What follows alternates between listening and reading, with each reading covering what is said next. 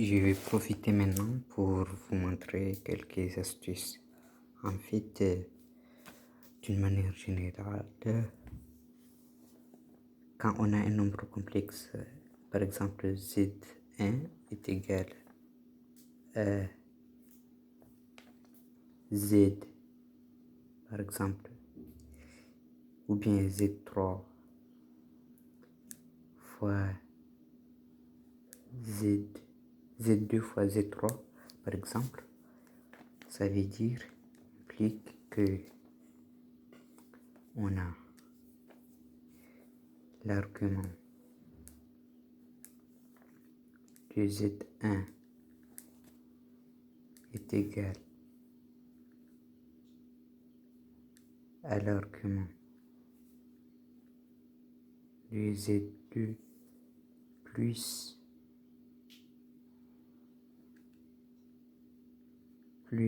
l'argument de z3 et puis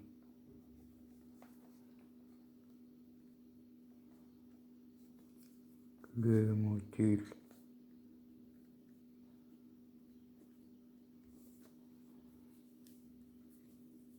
de z1 est égal au module de z2 fois le module de z3. Ok. Et puis si par exemple z4 est égal à z5 sur z6 implique module de z4 est égal au module de z5 sur module de z6 et l'argument de z4 est égal à l'argument de z5 plus l'argument de z6. Ok.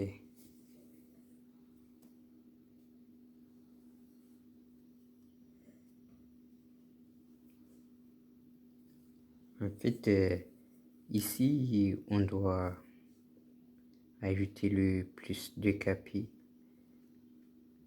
Je pense que c'est important parce que on sait que dans le cercle trigonométrique, par exemple, on sait que x, si x est un nombre, comment dirais-je, dans le cercle trigonométrique, si on fait le plus de capi, ça revient au même. Voilà, c'est ce que je voulais dire. Du coup, c'est pourquoi on ajoute le plus de capi.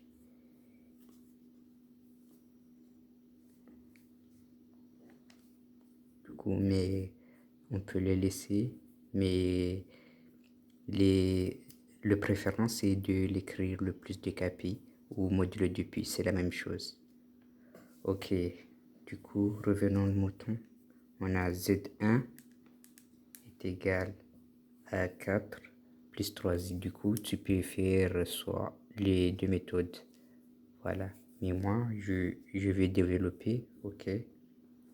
On a 4 plus 3i, 6 plus 2, facteur de 6 plus 2, pardon.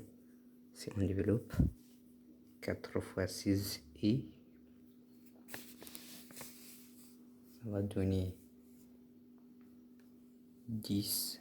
4 fois 6, pardon, c'est 24. I, 4 fois 2, c'est 8, plus 8. 3 fois 6, c'est 18, mais puisque je vous ai dit I au carré, c'est moins 1. Du coup, on a 18 fois moins 1, c'est moins 18.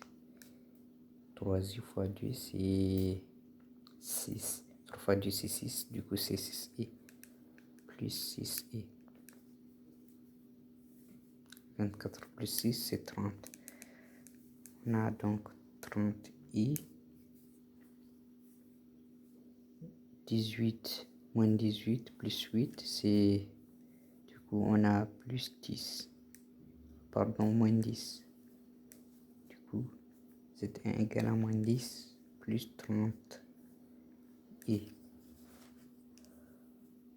le module de Z1 est égal à 10 au carré, ça va donner quoi?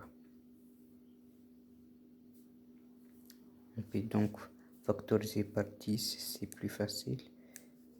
Ça va donner donc moins 1 au carré, plus 3 au carré.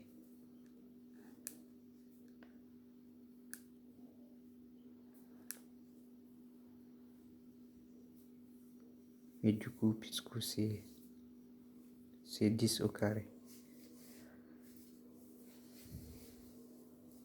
Ok. On avait donc...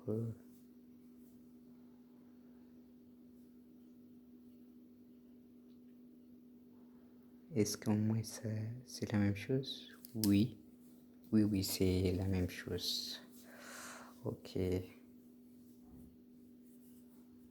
Du coup, ici, je vais vous donner aussi une astuce. Ok. Si on a un module de Z1 est égal à K facteur, pardon, si Z1 K facteur de, par exemple, A plus IB implique le module de Z1 est égal à K fois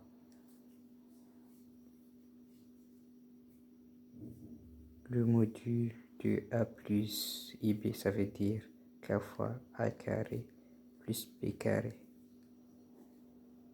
Du coup, ici, c'est la même chose que 10 racine carrée de moins 1 au carré. Ça va donner 1 plus 3 au carré. 3 au carré, ça donne 9. Du coup, 10 racine de 10. C'est le module de Z1. Ok. Du coup, l'argument de Z1, comme on a déjà parlé, ici, c'est égal l'arc tangente de B sur A, ça veut dire partie imaginaire sur partie réelle. Du coup, on a donc partie imaginaire, c'est 30 sur moins 10.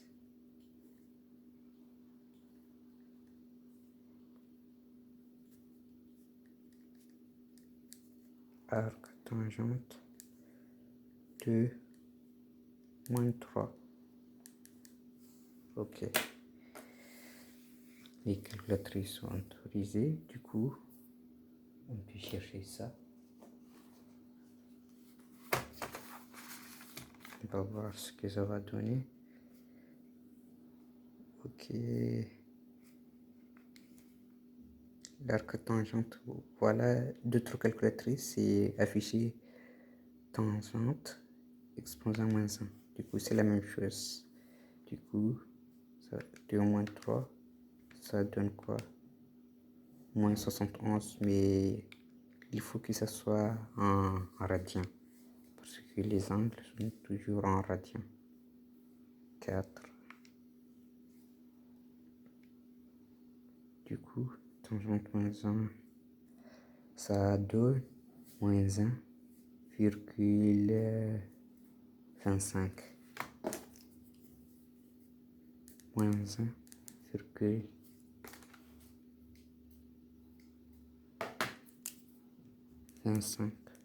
Du coup, pour la partie trigonométrique, on a donc Z1 est égal à 10, racine de 10, facteur de cosinus de moins 1,25 plus I sinus de moins 1,25. Vous pouvez laisser directement l'arc tangente de moins 3, c'est la même chose si vous n'avez pas de calculatrice. Ok, du coup, l'autre partie, vous pouvez le faire, c'est presque la même chose. Voilà, c'est la même méthode. Ok, on s'arrête là pour aujourd'hui. Espérons que vous avez bien compris.